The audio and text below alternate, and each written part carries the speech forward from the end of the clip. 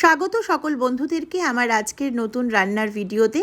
আমি সরাসরি চলে যাচ্ছি রেসিপিতে। প্রথমেই তেলটা গরম করে নিয়ে আমি বোনলেস চিকেন ব্যবহার করেছি, তার সঙ্গে প্রয়োজন মতো লঙ্কা, হলুদ এবং নুন।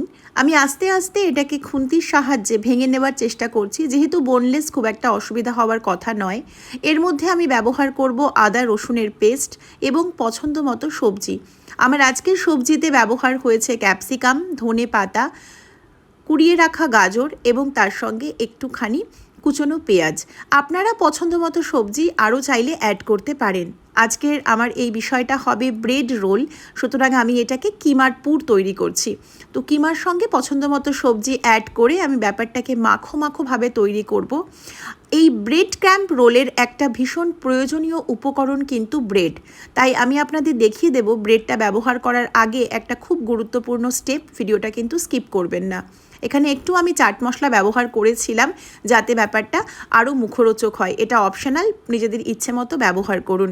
দেখুন, আমি বলেছিলাম আপনাদেরকে যে আমি ব্রেডটা কি করেছি দেখাবো। এখানে আমি ব্রেডটাকে একটু নরম করে নিয়েছি। আর এই পুরটার মধ্যে আমি বাইন্ডিংয়ের জন্য ব্যবহার করেছি একটা সেদ্ধ করে রাখা আলু, সেটা দিয়ে আমি পুরটাকে পুরোপুরি মাখিয়ে নিয়েছি। আমার এক ভাই চেয়েছিল ঈদ উপলক্ষে চিকেনের রেসিপি, আমি সেই জন্য কিন্তু আজকের রেসিপিটা এখানে দিচ্ছি। ভাইয়ের কমেন্টটা আমি এখানে অ্যাড করে দিলাম।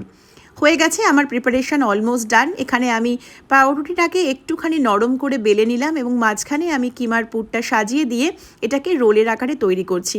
বাড়িতে যেহেতু আমার বাচ্চারা রয়েছে, সেই জন্য আমি একটু মুখরোচক যাতে দেখতে লাগে প্রথমেই, সেই জন্য এটাকে কিন্তু আইসক্রিম স্টিকের আকারে তৈরি করব। দেখুন, ওখান থেকে আমি একটা স্টিক নিয়ে মাঝখানে আমি ভরে দিয়ে এটাকে আমি ময়দা কর্নফ্লাওয়ারের একটু ব্যাটারের মধ্যে চুবিয়ে নিলাম যাতে মুখগুলো লক হয়ে যায়, এবং এরপরে আমি ধীরে ধীরে এটাকে ব্রেড ক্র্যাম্পের মধ্যে গড়িয়ে নিলেই আমার তৈরি হয়ে যাবে কিন্তু এই ব্রেডের রোলের যে স্টিকটা আমি তৈরি করছি। তো চিকেনের কিমা ভরা একটা ব্রেডের রোল আমি তৈরি করলাম আইসক্রিম স্টিকের আকারে। নামটা আপনারা পছন্দ মতো দিয়ে দেবেন। এভাবে খাওয়া যাবে না দেখতে এত ভালো হলেও, এটাকে একটু ভেজে নিতে হবে। কড়াইতে তেল দিয়ে দিলাম, তেলটা গরম হয়ে গেলেই ডুবো তেলে এপিট ওপিট লাল করে ভেজে নিলেই কিন্তু আজকের এই আইসক্রিম স্টিক রোলটা তৈরি হয়ে যাবে। বাচ্চাদের যেরকম ভালো লাগবে, বড়দেরও কিন্তু ভীষণ ভালো লাগবে, কথা দিতে পারি।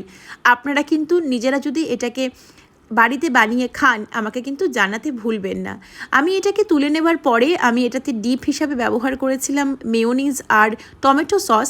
আপনারা অন্য কোনো ডিপও ব্যবহার করতে পারেন, বাড়িতে তৈরি করতে পারেন। যদি কোনো ডিপের রেসিপি আমার থেকে জানতে চান, আমাকে কিন্তু অবশ্যই জানাতে ভুলবেন না। আমি সেই হিসাবে আপনাদের জন্য সেই রেসিপিটাও নিয়ে আসব। আমার তো আজকের এই স্ন্যাক্স রেডি হয়ে গেল, আর কেমন খেতে হয়েছে দেখুন।